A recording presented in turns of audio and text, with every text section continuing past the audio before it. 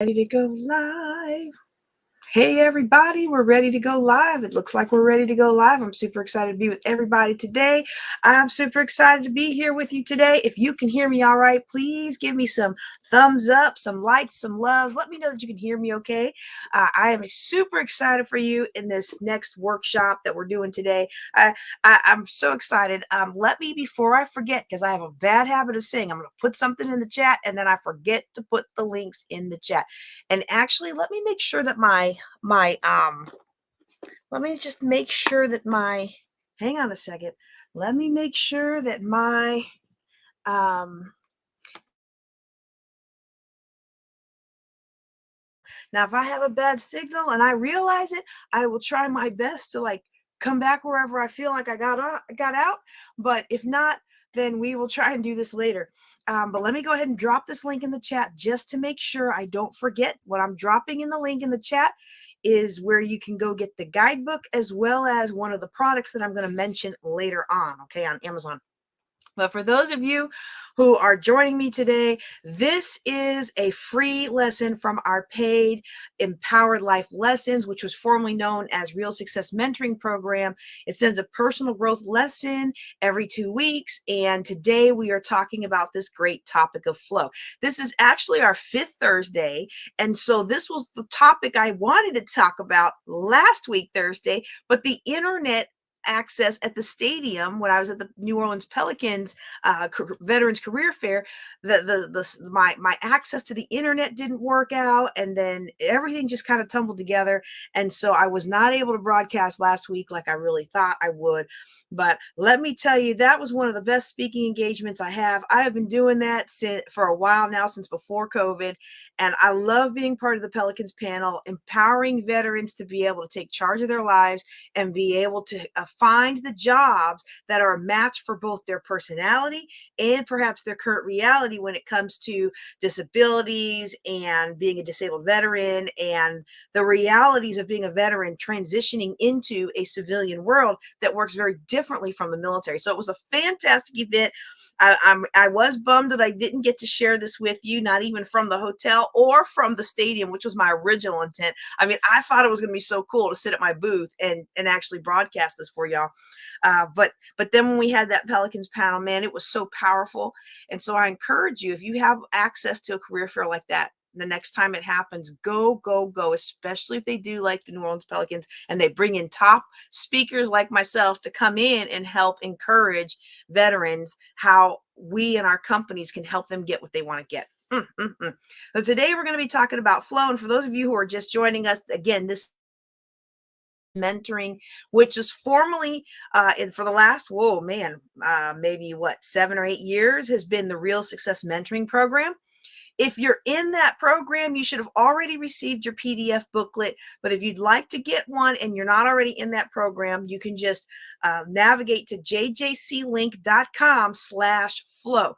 That's jjclink.com/flow. It's only $3 and you'll be able to download a digital copy. You can print it out real quick if you like, and you can follow along the lesson and fill in the blanks. And there's also exercises for you to do as you are considering the content. So it's it's actually really worth like $20, but we're making it available for $3 because I want you to see the value of the Empowered Life Lessons. And I want you to see how powerful these lessons can be in opening up opportunities and doors for you to have the success that you desire, the success that you've worked so hard for, right?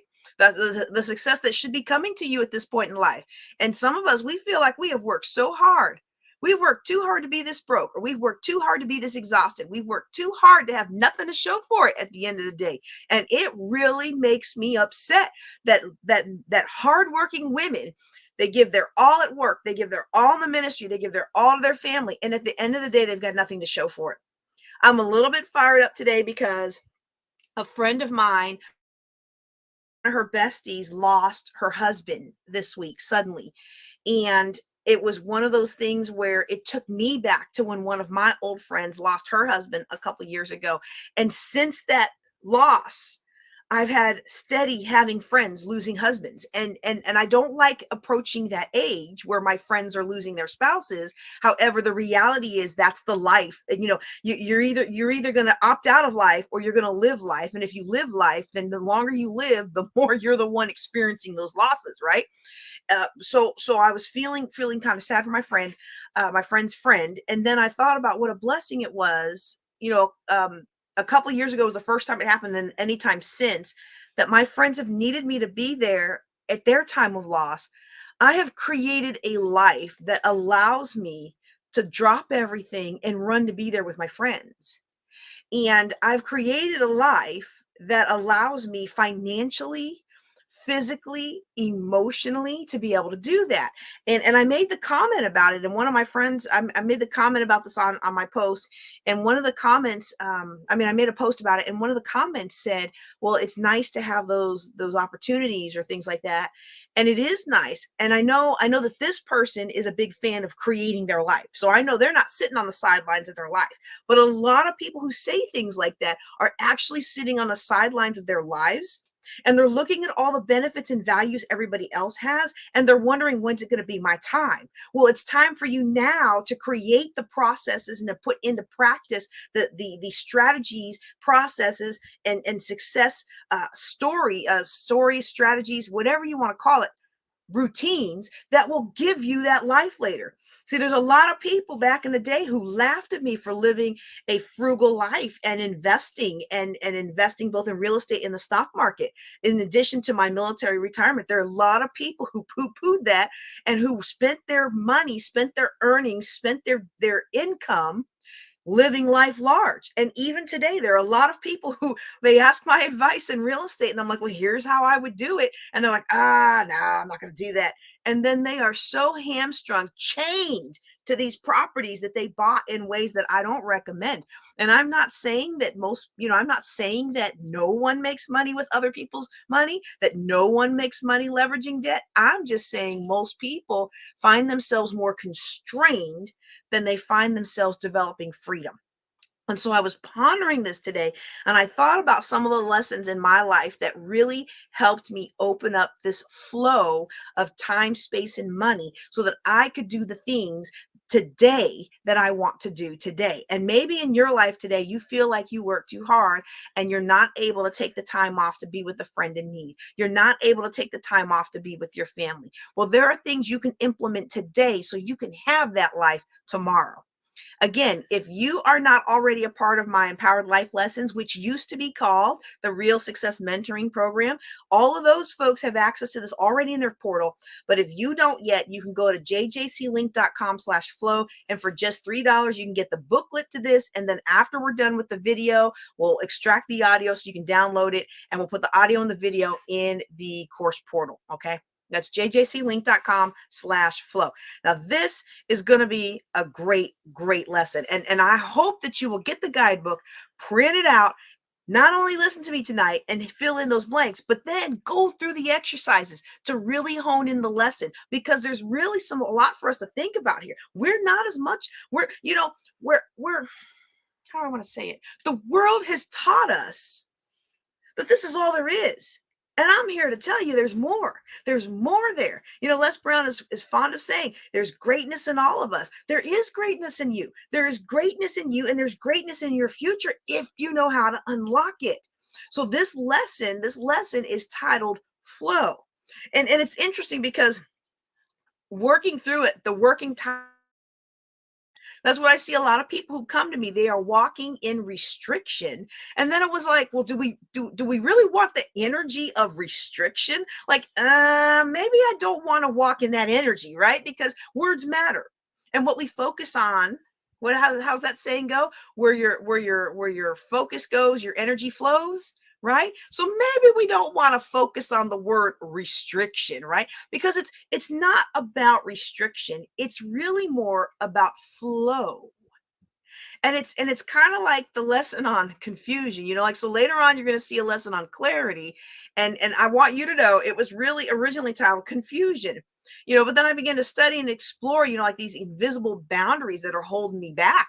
And I learned that, at least for me, I could do was latch on to small little bits of truth and then spend time with it, you know? Just kind of go deep with the truth, not my feelings, the truth.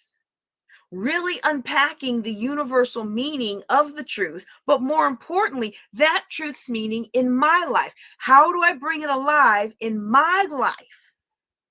And so I think that's really important, you know? Do y'all remember when The Secret was everywhere and everything was about the law of attraction? And I remember thinking about that and trying to apply that, the law of attraction, to my life. And like, well, I got this principle of the law of attraction, but I want a house. I want a nice house. I want a house with a lake. I want a house with the beach. Am I actually going to move it? Am I going to attract the house to me? Is the lake's not going to move? The beach is not going to move.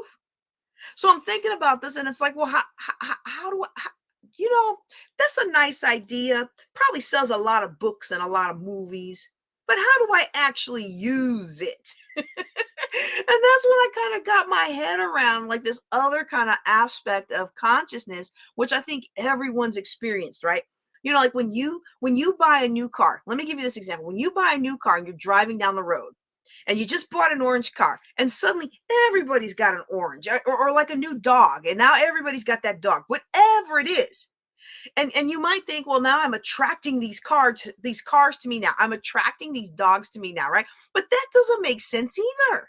So obviously people were doing what they were doing before. it, you're not attracting the cars, but what you're doing is you're attracting them into your experience. You're attracting them into your reality. So they were there all the time. You were surrounded by those cars. You were surrounded by orange cars. You were surrounded by that kind of dog, but you were just kind of shutting them out. And so when you think about it in those terms, you can attract things into your reality or you can block them out of your reality. And so actually I have met so many people who did end up getting their dream house that they had written out like exactly as they had hoped, right? They did attract that reality into their experience, but the house would have sat where it was for years before they got there. But it was new to them, right? So I think when you think about it in these from how you can use it, it becomes very practical, and it brings alive the idea that Emerson said, where your focus goes, your energy flows. Where your intention is, your attention flows. And you begin to, your mind is expanded to these things. You see those things more and they have more meaning. So for those of you who've been on in my campus for a while, you may have heard how I internalize and then really my expression of the different universal truths that I've taught in these lessons, and certainly through Think and Grow Rich, in the lessons we've had on I am and oneness. And by the way, thank you to those of you who purchased that bundle, who's in the lifetime access. Okay, I really do encourage you to go back and listen to those lessons. That's why we made them available for you to download, because they stand alone, but they are building upon one another, right? So go back and listen to them. But I want to share this truth, another truth, or this principle, because it's an understanding based on truth and consideration. And there's this idea of restriction in our life. And now when you go into the dictionary, you begin to look at the word restriction, and there's something really telling there. It'll tell you that restriction is the limitation or control of someone or something, and it's the state of being limited or restricted. And so it's interesting when you hear those words. Restriction is a state of being limited or restricted. It's a state of we're being controlled. And when one is being controlled, then one is out of control, right? And I think most of us would agree, and certainly anyone who's like me, who's a type A, like my kids might say I'm a control freak, but come on, you were given the option to be in control or not in control. I think most of us would choose to be in control. Most of us. And not just humans, y'all, animals as well. There's a lot of research on animals where they were given electric shocks in different circumstances, and they have some degree of control over when it happens. then the pain and the stress that they register is much less for the group that has some control over when the electric shock happens than the ones who feel like it's totally out of control. And how many people, and maybe many of you, want to leave your jobs because they don't like being told what to do by their boss. Most people don't like it, and it can be very stressful. A friend tells a story. One of my mentors tells a story of when he and his friends used to sell fish, right? They would go and get the fish. They go really early, and this friend, this him and his friend Dave, and they worked for Dave's brother. They'd go get the fish and sell it at the Blackfish market, and they got paid like 35 pounds for the day. He grew up in England, right? And it was a long day. And it was hard work, but they got paid, right? And one day they got there late, and they ended up with all this fish they couldn't sell.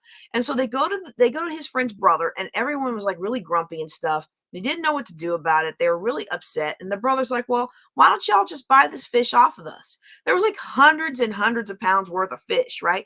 And the brother was like, well, y'all can just have it. Instead of us paying you, you can have the fish.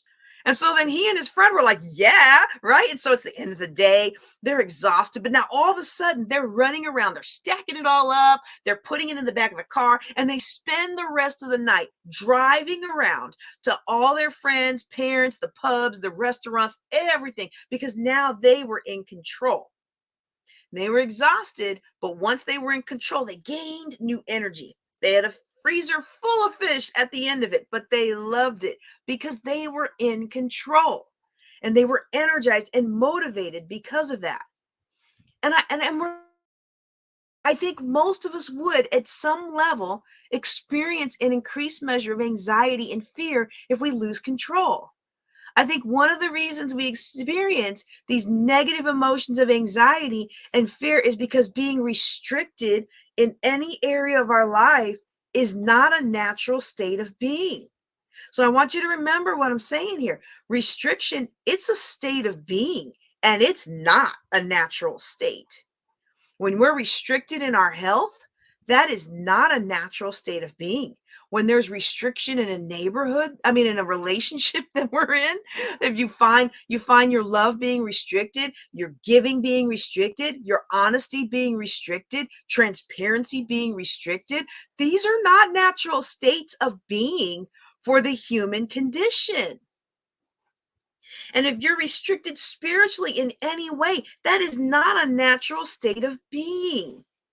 So if there's a restriction in the area of your finances, in the full flow and freedom of flow of money in your life or in your business, that is not natural.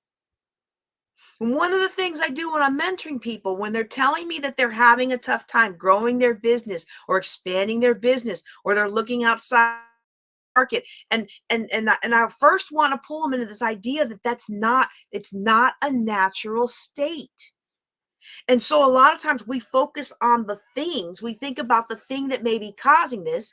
And you may have heard me talk about this at my women's wealth retreats. I share how one of my former mentors, when I sat down and I started telling him about all the things that are wrong in my business, he asked me, who do you need to forgive? And I'm thinking, what? Restriction is not a natural state of being. It's not congruent with the blueprint that God created for your life. And when we experience this restriction in any area or form, it immediately registers as a foreign object in our spirit and in our awareness. So someone comes to me and they're like, I'm doing all the things I know how to do, but still the business isn't working. And I've tested the market and I know that people are selling the same thing over here and people are selling this over there. And I've done restriction is not a natural state. And I may well ask you, who do you need to forgive? What is really restricting you? Just as if you ate something unnatural, or your physical body would immediately begin the process of rejecting it, right? This is what happens in our spirit. This state of restriction, this unnatural state of being in our thinking, and what it does is our spirit begins to make us aware of it. And for those, again, who've been part of the study, we talk a lot about living simultaneously on three planes of existence. So in my Bible study, I talk about the three-part man. We go a lot into Watchman Nee, and you find that throughout Scripture. We are a spiritual being. We are gifted with a soul, which is the seat of our personality that includes our intellect, and we are living in a physical body. And so when our spirit registers restriction, it immediately communicates that to our intellectual mind, and our state of thinking begins to cause us to reject that state of mind. And it does it in the form of causing us a very real pain or hurtful feelings. And we experience fear and doubt and worry and anxiety and self-judgment. And all of these negative emotions, they actually really come to serve you. They come pouring into our awareness in hopes that maybe you will move away. Maybe that you will change from accepting this kind of false state of being and whatever's causing it. And one of our most popular master series writers and teachers that we look at, Thomas Troward, he wrote in one of his writings, he said, it is quite a mistake to suppose that we must restrict ourselves in order to develop greater power or usefulness. That is so powerful, isn't it? Think about that. It is a mistake to suppose that we must restrict or stint ourselves in order to develop greater power or usefulness. And he also says, let me just look at this down here. When we're drawing from the infinite, we need never be afraid of taking more than our fair share. See, that's not where the danger lies. The danger lies in us not sufficiently realizing our own richness and seeing the internalized outside conditions as our riches. It's so powerful. It's so powerful. And we were, talking about this idea a little while ago, of this idea that people think, well, yeah, I accept that I'm spiritual. I'm a spiritual being. Spiritual things come to me. I accept that abundance is for me. But do you really believe it? Do you really believe? If you did, would you be playing so small? Would you be so fearful? Would you be afraid of stepping out? And I think sometimes perhaps we think we believe things, but then our actions tell a different story, don't they? Our attitudes and our reactions tell a different story. But when you're drawing from the infinite, you need never be afraid of taking more than your fair share. That's very empowering. And I can think of a story about when I first started teaching, right? I would tell people that I believe that you can be, do, or have anything you want. And I really did believe that for them. I just didn't believe it for me.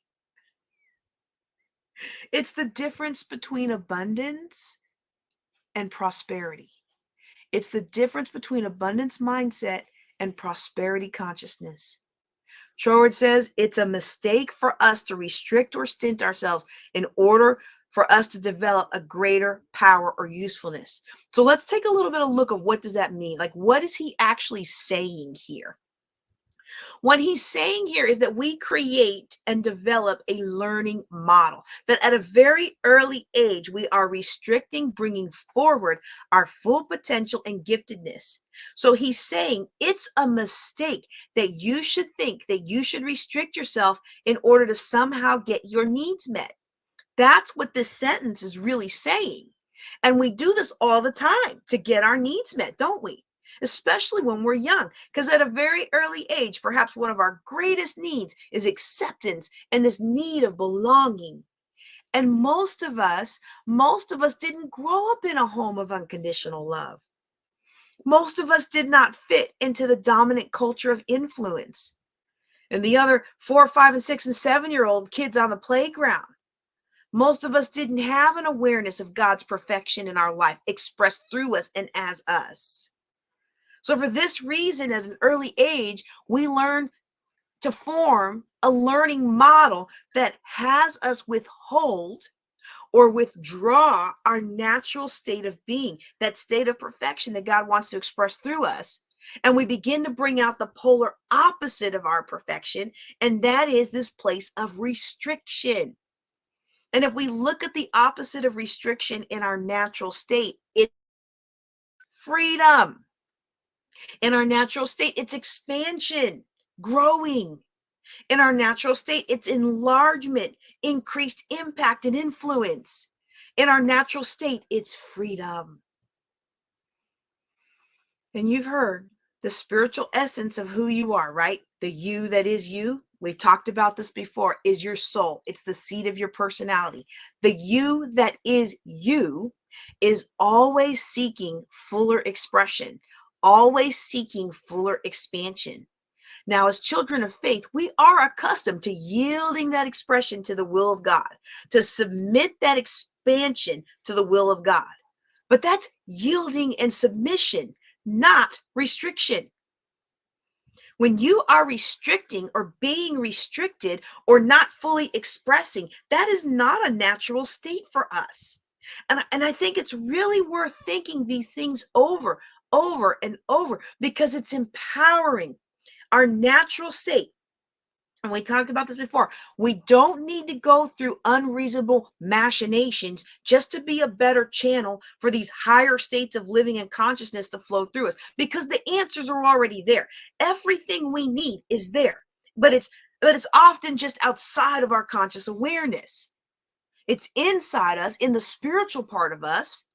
And just like the earth is moaning and groaning for the redemption that's yearning in us to be expressed through our soul and our body, it's quietly calling us forward to grow and to be more and to do more. We don't need to find it.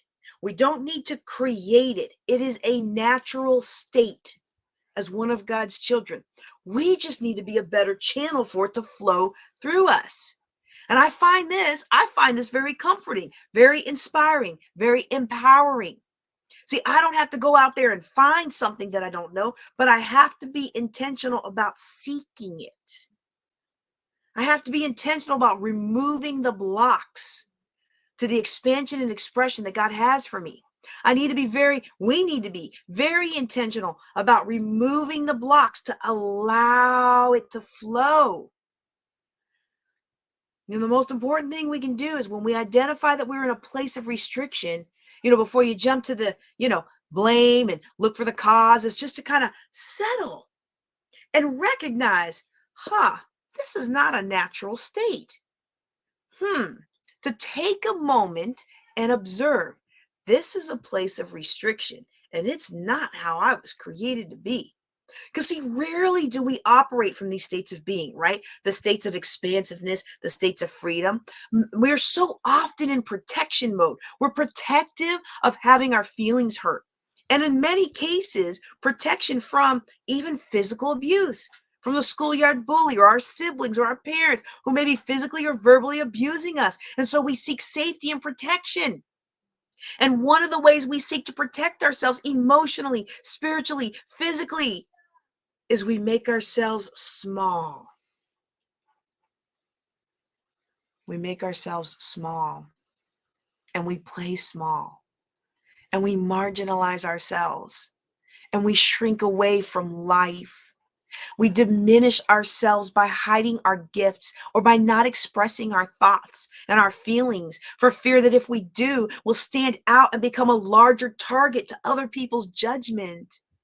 We would rather operate from this learning model and this belief pattern where we become so attached to what will other people think of me if I step outside and if I stand out. What will other people think of me if I raise my hand, or if I try to shine and I fail? What will people think of me? What will they think of me? It's crippling for so many of us, isn't it? It's so crippling. I remember for me, for years, when I first heard what other people think of you is none of your business, I struggled to accept that, because college taught me that what other people think of you is life. And once someone starts a rumor about you, it's all over. What will they think of me? What will other people think of me? What will other people think? What will they say? What will they What other people think of you is none of your business, because it's really not about what they think of you. It's about what you think. And that's important, isn't it? What we think of ourselves. And actually, all we need to do, I think, if we just do our best, we will think well of ourselves when we do our best, whatever the result is, if we do our best. And I find it interesting to say that because I'm not a big fan of the word just, saying just do your best. But I also know that most of the time, and you know this too, most of the time, when we say I'm doing the best I can, we know deep down inside we are not doing the best we can. But if you keep doing your best, you'll keep getting better, because your best will keep getting better. And that's the way to move forward. So are you doing your best? That's the question to ask yourself. Maslow said that one of the things to becoming a self-actualizing person is that you need to be free of the good opinion of other people, independent of the good opinion of other people. You got to be independent. Like, we need to be independent, or we need to seek to be independent of the good opinions of other people. So we're not dependent on what they think. And it's really a more classy way of saying it, right? You know,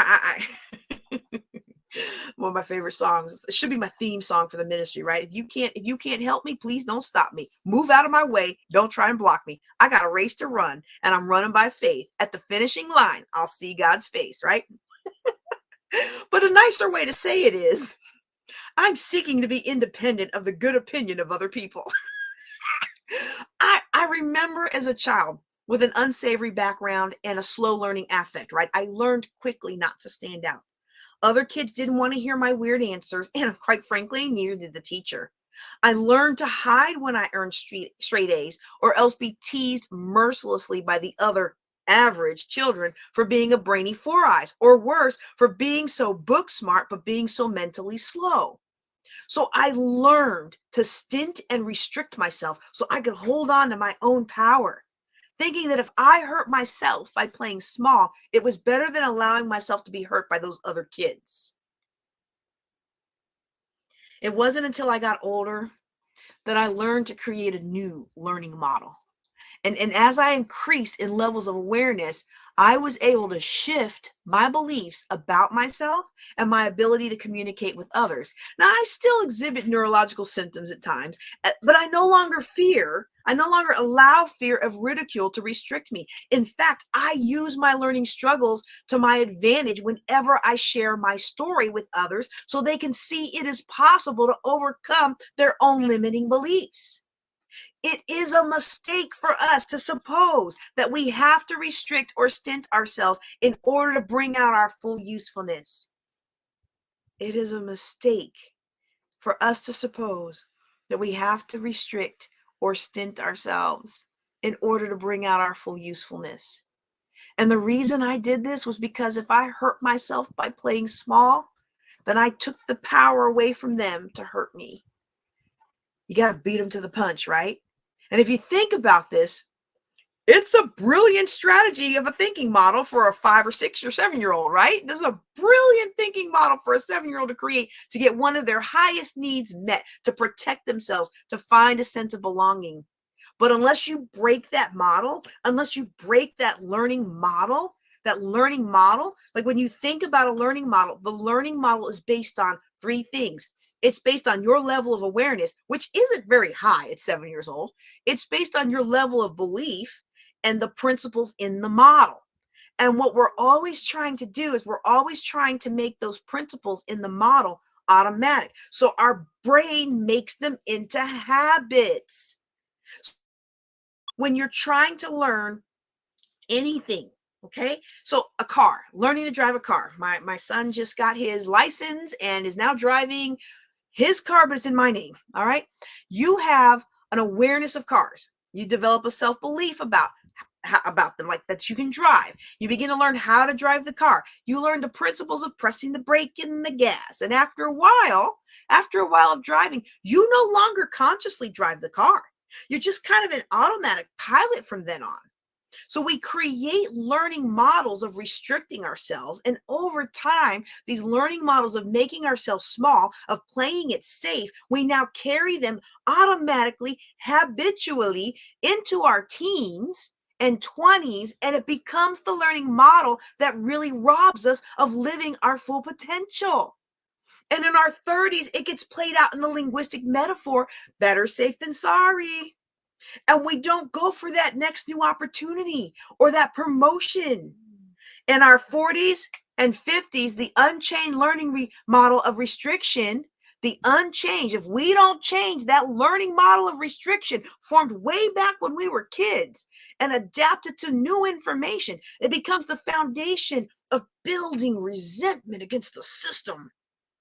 And then we begin to see everything as unfair. And we begin to be harsh critics and harsh scorekeepers against anyone who seemingly has an unfair advantage. And boy, oh boy, we want others to pay their fair share. We want to be the arbiters of fairness. And in our 60s and 70s, if we don't change this learning model, it's the alchemy of our regrets. We realize that we've kind of built our own prison, locked ourselves into the cell, and just handed the keys to the people and conditions and circumstances that were never meant to be our jailers. And then, of course, the model follows us until we die, doesn't it? In our 80s, it's the bitterness of arthritis and clogged arteries and other restrictions that we find in our body temple. I've been volunteering a lot at the nursing home. And think about it. Disease, dis-ease, how it's expressed, and especially in older people. For a lot of us who have disease and restrictions, there's actually no need for it physically. Physiologically, there's no need for most of it. Okay? A lot of it is an expression of internal mental belief that's been created. It's the bodily expression of an internal mental belief that they've created and allowed to restrict them for decades. We were never meant to live a life of restriction in any form or in any area of your life. And one of the ways we break free from these restricted adhesions caused by the scars of our childhood and our adolescence is we raise our level of awareness. And we do that through being in programs like this. We do that through being part of a community of like-minded people. We do that through the contemplation of our oneness with the Lord, that we spoke about in the last lesson. And go back and listen to that if you have access to it. If you don't, reach out to me and we can get you plugged into that program. And I think that if you re-listen to that lesson and the awareness and the presence of this idea, this consideration, is going to deepen your understanding of this process and that awareness. So we need to, you know what? We need to really begin to think. And I mean, really think, not just have mental activity, but a sustained and focused thought on what life really is and what our birthright is. What is God's blueprint for your life? And when we do that, look, I've never led anybody through a purpose, vision, goal retreat, my Reconnect with Yourself retreat, working with people over 3 days. I've never worked with anybody staying in this question of what do you want? Nobody has ever written down that they want more restriction in their life. Nobody's ever written down that they want more blockage, that they want more stagnation. It's always about more freedom. It's always about more flow. It's always about more time with this and more ability to do that, because that's our natural state that's emerging from within us. And really, we don't, as a humanity, people don't like thinking. People don't like thinking, do they? And I think that's why one of the reasons why the Reconnect with Yourself retreat is so good, because they're actually taking time out, 3 days, to be walked through the process of really thinking. Because most people think that mental activity is thinking, and it's really not. Mental activity, really, for most folks, is just other people's ideas that they've adopted or been programmed with or accepted. They watch something on TV and then work the next day. They're spouting out what the talking head said. These are things that are keeping them smaller.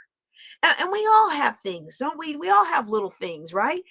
But the key is to challenge them, to challenge these ideas, challenge the thinking that comes from that old programming, and really challenge everything so that we can become more conscious, so we can really begin to think for ourselves and think about what it is we do want. Most people don't like thinking. And there's a quote by Bernard Shaw, right? 2% of people think, 3% of people think they think, and 95% of people would rather die than think.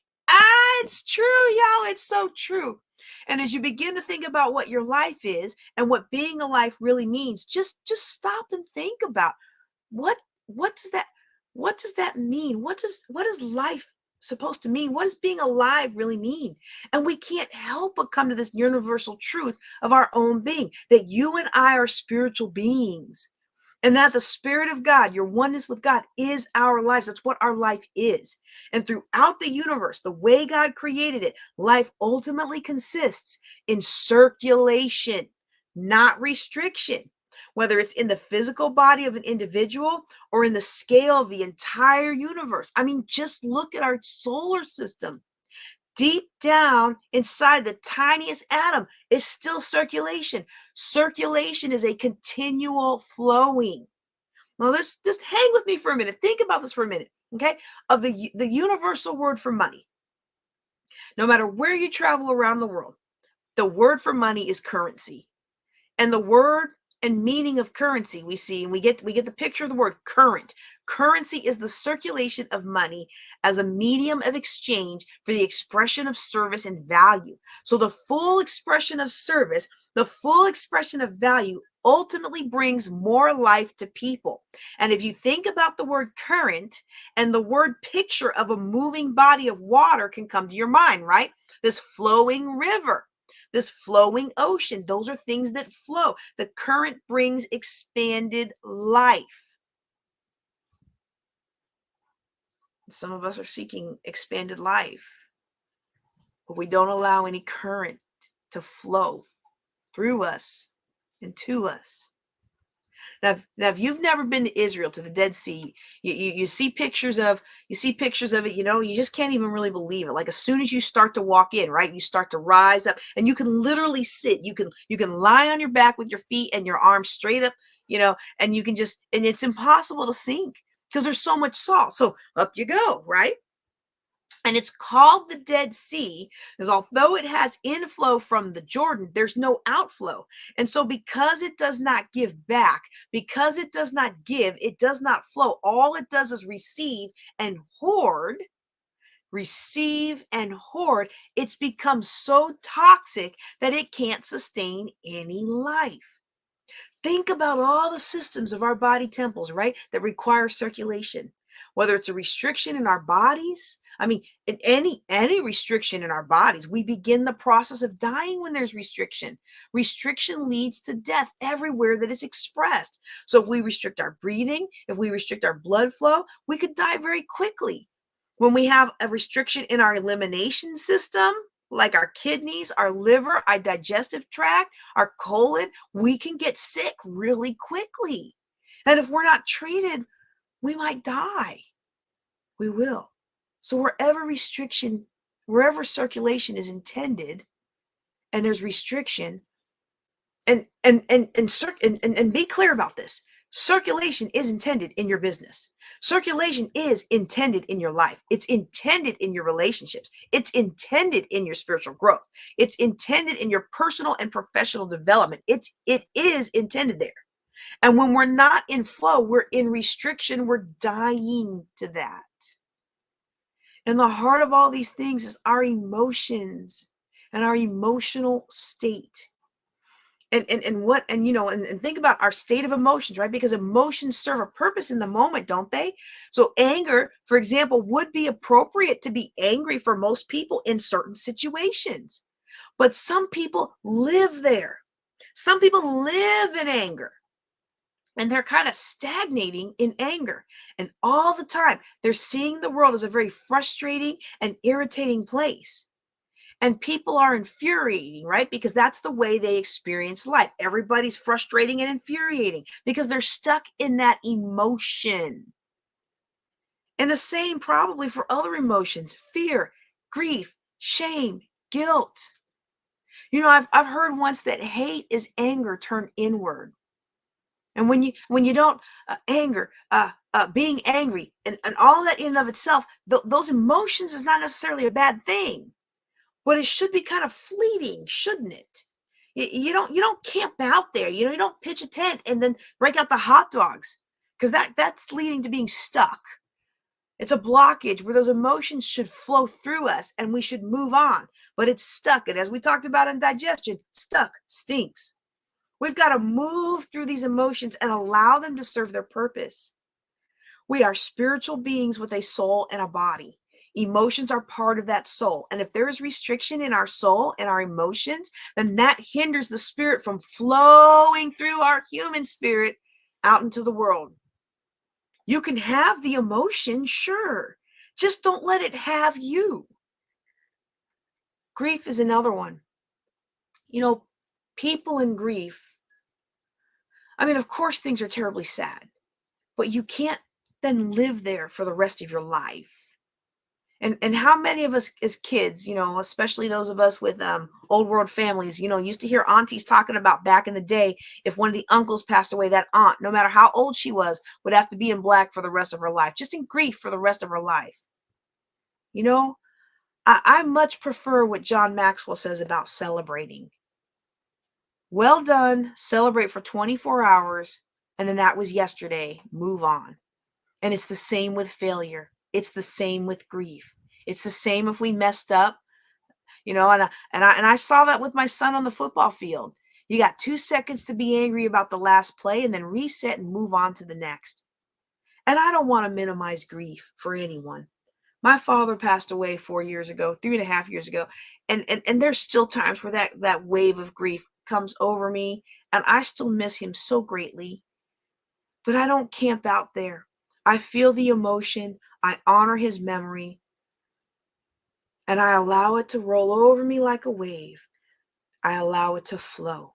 It serves its purpose, keeping him alive in my heart, but I don't camp out there. Stuck stinks. So for those of you who were,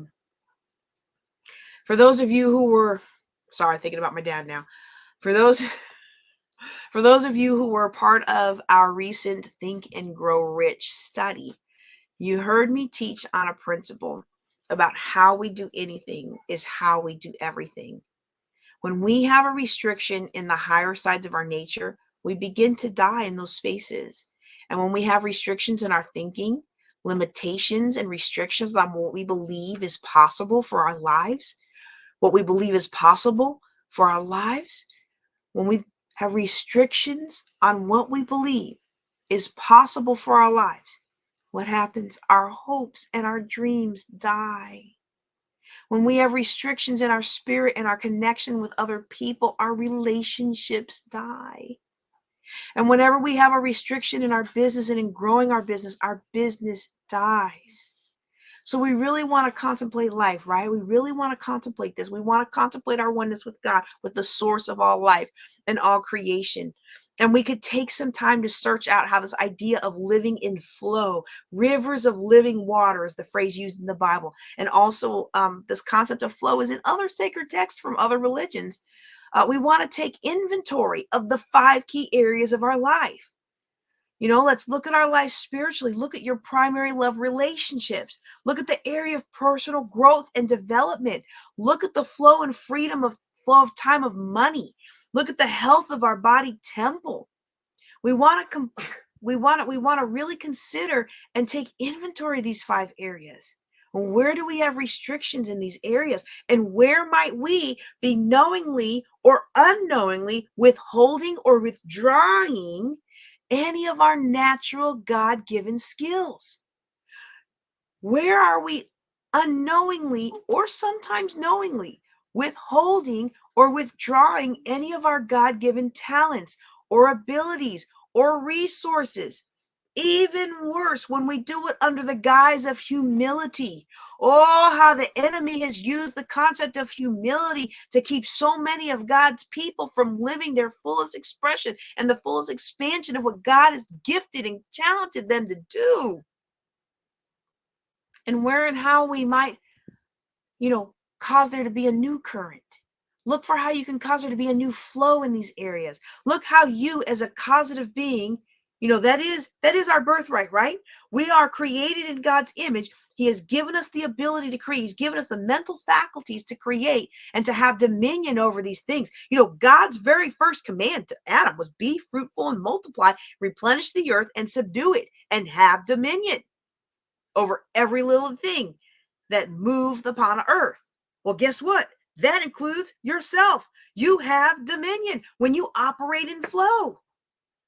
So we want to think about where and how we might cause there to be a new current, a new flow in these areas. And what are some of the ways that we can cause a new and magnified circulation in our life? What are some of the gifts and areas of giftedness that you've maybe been holding back on from being able to really fully express yourself? What is a skill or a talent that you haven't brought forward to the world because doing so might open you up to ridicule or judgment from the small-minded people who are locked in their own prison cell? In what ways might you be playing small and not taking a risk for fear of suffering a loss?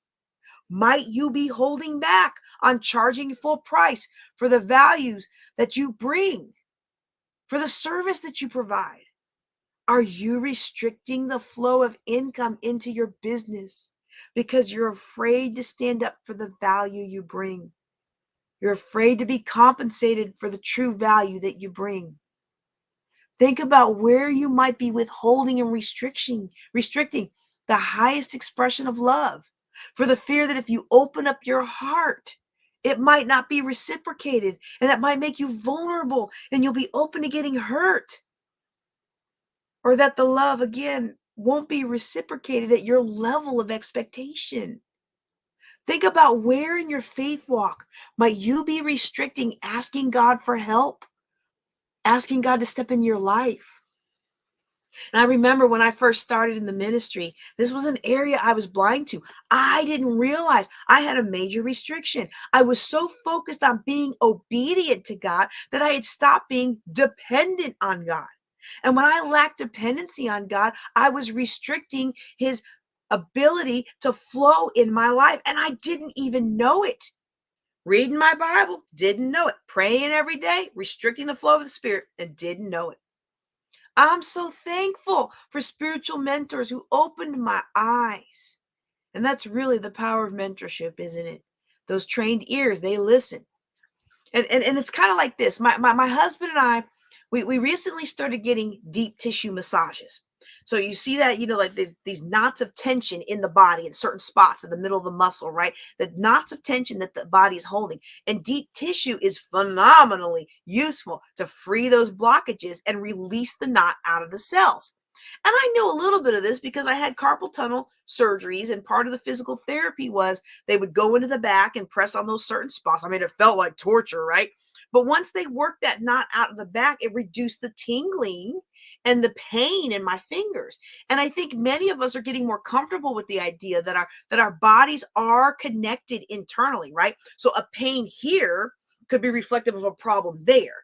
But what we don't often connect is that it's flow of energy and blood restores after they push the trigger point. And now that blood flow is no longer experiencing the restriction of that bundled up muscle.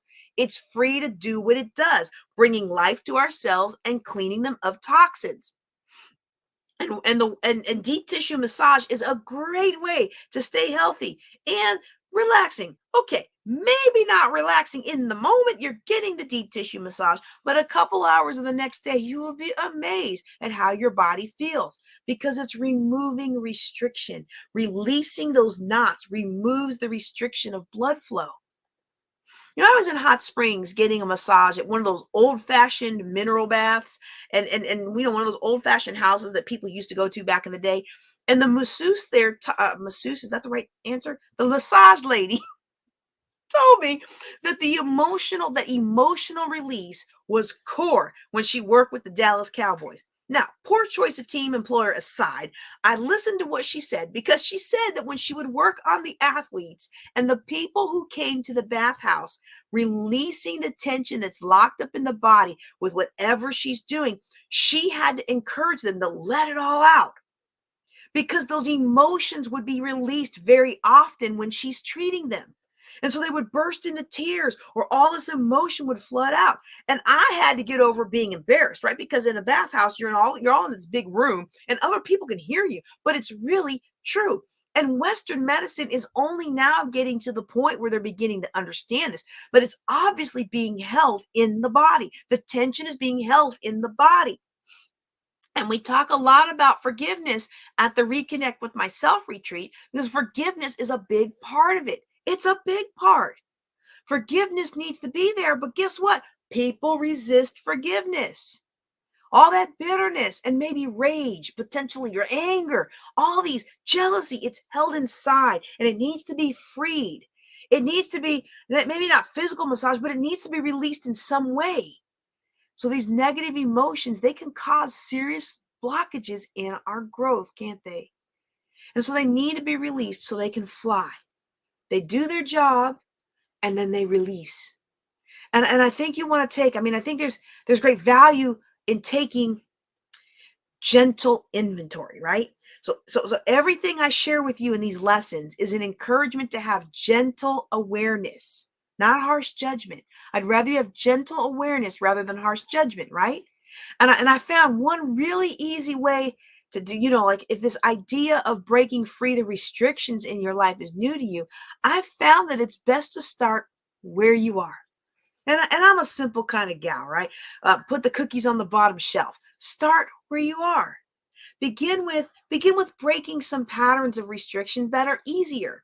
And then as you grow in your awareness, then maybe you take on a little more challenging things. Maybe you start with the real simple things that you can do. And for me, I found releasing physical restrictions is a lot easier than removing a spiritual restriction. Cleaning out your old t-shirts, y'all, it's a lot easier than it's a lot easier than a lot of things, okay? All right. So I brought with me two things that I do every day, and there's a couple other things that I do, but I'm still working on implementing them into my life. But these are two things that I do every single day, and I do them as a practice of good health and also as a practice of removing restrictions. So I think it's important when you do these that you really be mindful.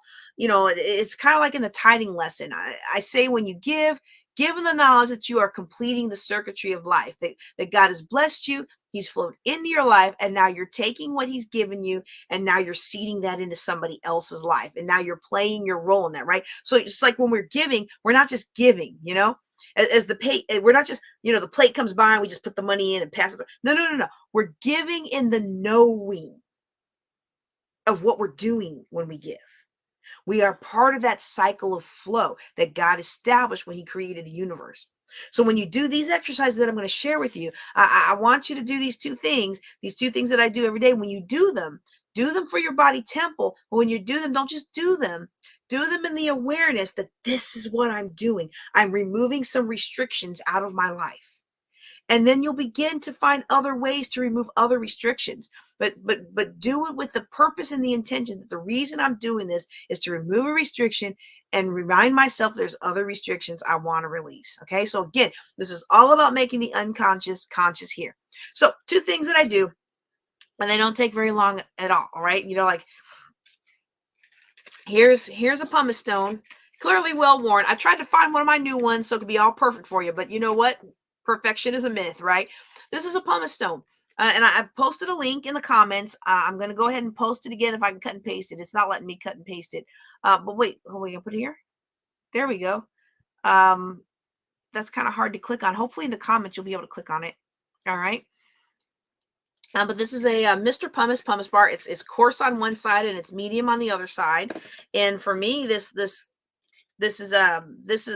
just very, very quickly in the shower, right over your whole body, right? That's it. I use the coarse part for the bottom of my feet because they feet. And I use this light side for everything else. Okay. Don't Don't do the extra course dark side on the rest of your body. You might hurt yourself. But this is something that I do every day. Okay. And then another thing I have, you're gonna be surprised. Some of you are gonna be surprised that I'm bringing this up, is floss. And I like thieves floss. I don't necessarily like the name, but I like thieves floss. One time I had surgery, I couldn't floss. I used a water pick. And then another time when I was traveling and I didn't have water pick, I used the little plackers. Whatever you use, I recommend you do. If you're going to use a water pick, definitely do that in the shower so it doesn't make a mess, right? But it's not as, to me, it doesn't work as well as the floss does. But you do whatever you can do, okay? Let's not be upset about what we can't do. Let's focus on what we can do. And I do love my thieves floss. My son uses the plackers because that's what he can do, right? But these are really simple things you can do that remove restriction. And so, obviously, when you do this, right? When you do this, you're bringing blood and circulation to your skin. Now, you are also sloughing off dead skin, and for a lot of us ladies, we want to have that nice glow. But really, you are you're increasing your circulation. With intention, it's an anchor. It's an anchor for the fact that you are removing restriction from your life. It is helping you stay in the mindset of, I am removing restriction from my life. And whenever you can find something, small, these are just small things. All of them remove restrictions, and they anchor in our awareness in a really easy, subtle way.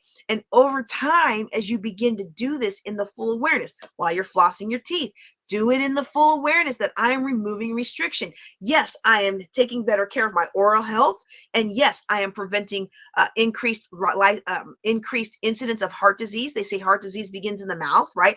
The plaque and the things that are in here create bacteria that actually interact in our bloodstream. And I'm not a doctor, but I remember reading about this when I first heard about it. I was like, that can't be true. I'm removing restrictions in addition to my health. I am removing things out of my life that restrict my ability to live fully. It is my intention to remove restrictions from every area of my life. And you can think about that while you're flossing or while you are pumicing. And then you will be opening yourselves.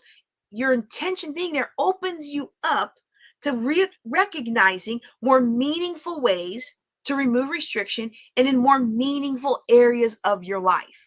So just start where you are. Don't wait for, don't think you've got to do some big spiritual practice. Just start where you are. Okay? Here's another one. Doesn't need props.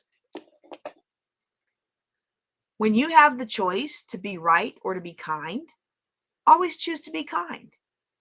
Because I think being right, or insisting on being right, or even when you actually are right, making sure everyone knows that you're right, well, I used to do a lot of that, and I found out it's kind of an attachment, isn't it? And that attachment is potentially a blockage. Now, I'm not going to lie, okay? Now, I'm going to offer my opinion. I'm not going to lie to people. I'm going to offer my opinion. But once I've given my opinion, I am no longer attached to the outcome. If I give my opinion or I give my information, I'm not going to do like I used to do back in the day and argue with you till you realize I'm right. If we can let go of that, let go of the need to be right, and let the other person win the argument and be kind, then I think that's important too, as well as a pumice stone and some floss. Okay, I think that's really important. I think it's a really important practice for us to have intentionality in our life. I am intentionally choosing to be kind, even when you know you're right. I know I'm right. I know this person is wrong, but they are not in a place to receive. So I'm going to choose to be kind. I'm going to let the kindness flow to them. Lord knows there have been so many times in my life where someone let their kindness flow to me. All right, y'all. Well, that's what we've got today. That's been a great lesson. Oh my goodness, I love this lesson. It's such a simple idea, but honestly, if you keep thinking about this, you're gonna find it is so powerful. I mean, we've talked about learning models, and I think what all of us are really trying to do at any given moment in our life, we are trying to go from a place called here to a place called there, right? We're trying to navigate to our next highest level, to our next calling, and the next thing that God is bringing us forward to. And to go from here to there requires new learning models. And each of these learning models is based on our level of awareness, our level of beliefs, and the principles in the model. And so what we're sharing through this program and in this community is a learning model of awareness, a learning model of how do I stay in the practice of the full presence and awareness of my, and how do we bring forward God's calling, God's purpose, God's intention for our lives. And this is a simple idea. And we could call this a principle in the learning model. You know, the I am is a principle. The oneness lesson, that was a principle. Think and Grow Rich teaches 13 principles. They're principles in a learning model of achievement. And that's really what we're hoping to do with these lessons, is to share. You know, sometimes there might be a deeper lesson, sometimes maybe a longer lesson, but each one of these is a principle of gentle awareness. And so I think the thought that maybe I'm going to take for this today is that when you are, remember what we said earlier, when you are drawing from the infinite, you never need to be afraid of taking more than your fair share. Let it flow. Don't play small. Let it flow. Be kind to yourself. And remember that it is a mistake to assume that if you restrict or stint yourself, if you create a model of intentionally marginalizing or diminishing yourself and your voice, if you're intentionally withholding bringing forward any of your God-given skills, talents, and abilities in some way to get some need met or to protect yourself, there are so many more productive ways for you to get your needs met than thinking that you need to restrict or stint your growth in order to do that. You don't need to do that. Be who you are. Be the best version that you can be. And tomorrow, be a better version. And you will be. Increment in baby steps. Think in little gains. And remember, slow progress is still progress. Oh, y'all, this has been fun. This has been fun. Great stuff. Wonderful lesson. I hope you liked it as much as I do. Now, look, if you're not in my Empowerment Life lessons, which used to be called the Real Success Mentoring Program, the booklet to this lesson is already in your portal if you are. But if you're not and you'd like a PDF book, just go to jjclink.com/flow. It's only $3. It'll provide immediate digital download. You can print it out. You can work through the exercises or just look at them and work through the exercises. They will bear fruit in your life. And then once we process this recording, it takes a day or two, then we'll upload that as well. And you'll be able to download the MP3 and listen to it forever. It's just $3, y'all, just $3. All right. Thank you so much for being here with me today. Y'all take care and be blessed.